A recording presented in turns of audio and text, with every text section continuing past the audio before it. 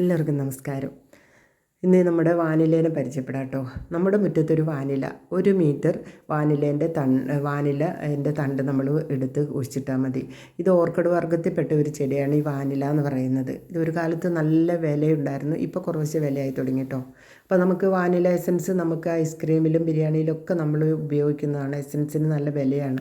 അപ്പം നമ്മുടെ മുറ്റത്ത് നമുക്ക് 1 മീറ്റർ വള്ളി ഉണ്ടെങ്കിൽ നമുക്കൊരു ശീമക്കൊന്നയിലോ മുരിക്കിലോ ഒക്കെ വളർത്താവുന്നതേ ഉള്ളൂ കേട്ടോ. ഇത് പിന്നെ ജൂൺ ജൂലൈ മാസത്തിലാണ് ഇത് കായ്ക്കുന്നത്. ഇത് നമ്മൾ സ്വന്തം പരാഗണം ചെയ്തു കൊടുക്കണം. ഈ എല്ലാ ചെടീനെ പോലെ സ്വന്തം പരാഗണം ചെയ്യാൻ പറ്റാത്തൊരു ചെടിയാണിത്.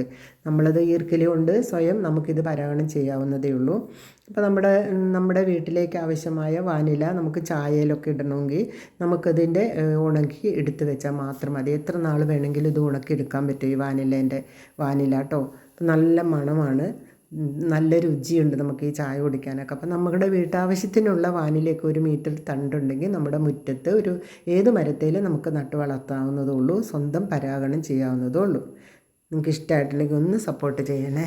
ബൈ.